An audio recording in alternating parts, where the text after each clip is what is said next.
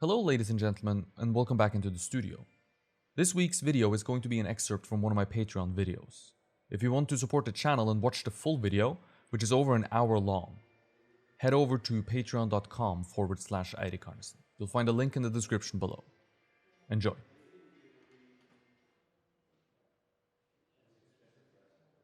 Before we begin talking about all of that though, let's start at the beginning with what materials I'm using and the basics of working with them.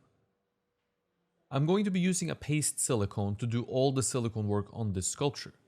This has some benefits and some negative sides, all of which we will discuss soon. The materials needed beside the silicone is going to be really basic.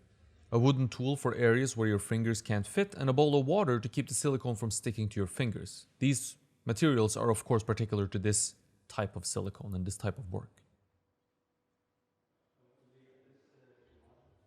Now let's talk about some safety issues right away. I'm not using gloves here in this video, and that's because gloves makes the application a little bit more tricky, or at least I find that to be the case. The silicone likes to stick to your gloves more than it likes to stick to your hands and your sculpture, so that's a problem. However, gloves are of course recommended. You can help the stickiness of the situation by having a little bit of dishwashing soap mixed with water in a cup next to you. Dip your gloves into this mixture every now and then, and it'll help keep your gloves from sticking to the silicone too much. Dishwashing soap and water is the preferred choice over something like sunflower seed oil or some other oil, because the dishwashing soap can be washed off the surface of your silicone between layers, which ensures that one layer sticks to the next without any issues.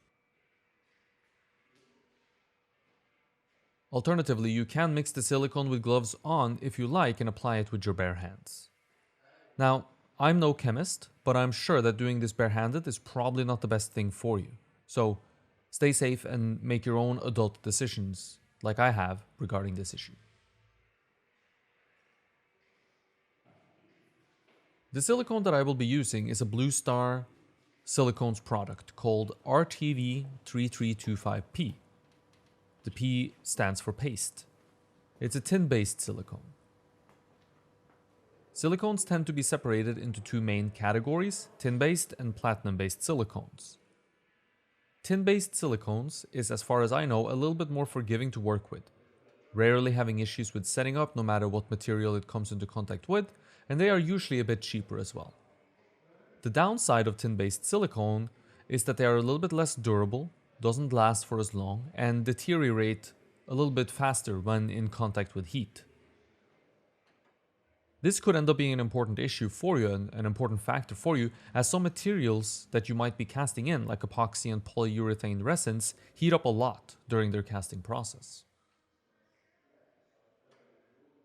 The silicone being heated up causes it to leak oil, which makes it less flexible over time and turns it kind of into a crumbly cookie. Drier, essentially. So it crumbles apart. Eventually the mold falls apart, though this should take a long time, no matter what type of silicone you use. Platinum-based silicones really don't have this issue, but they are much harder to work with, as many materials will cause them not to set up properly. They are easily contaminated, in other words. I've never worked with a platinum-based silicone actually, so I cannot speak too much about it. For our purposes, and for fine art purposes in general, casting in plaster, some acrylic resins and wax, tin-based silicone tend to be the norm and do the job just fine in my experience.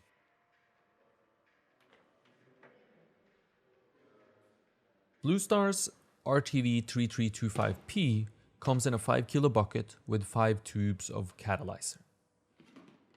So, if we were to mix out large batches, we could measure out 1 kilo of silicone per tube. However, 3325P is very forgiving when it comes to mix ratios. And I never mix 1 kilo at a time, as this is a lot of silicone for one person to go through, and it tends to set up before I'm able to go through it, so I don't do that. I tend to just mix based on color. The silicone is gray, and the catalyzer is yellow. And when mixed, you can judge the color and tell if the silicone is mixed well, has enough catalyzer in it or not. As long as it is mixed properly, I've rarely seen this silicone have any issues setting up within 24 hours, which is kind of the magic of tin-based silicones, right? They're very forgiving. You can certainly make it set up faster if you need to by adding a little bit more catalyzer to it as well. However, this does have the potential of having adverse effects to the silicone's longevity. I usually have time these days, so I like to mix it by eye and be a little bit conservative on the amount of catalyzer. Once the layer is done, I'll simply leave it overnight before continuing with the next layer. And by the time I show up in the morning, it tends to be ready to go.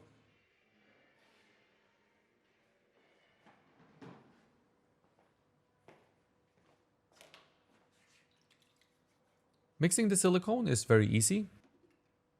Grab whatever amount you like from the bucket, squeeze catalyzer from the tube onto the gray silicone and mix it for a few minutes until all the streaks are removed and you have the silicone in one unified color.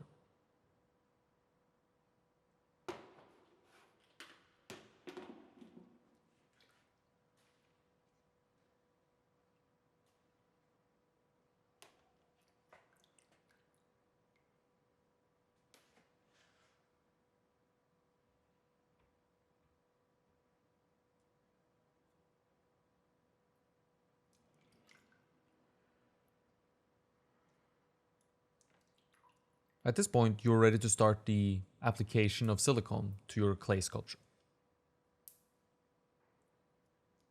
That's it for today. I hope you learned a thing or two during this tutorial. And if you did, please let me know in the comments below. And if there's anything that you think that I can do better, let me know as well.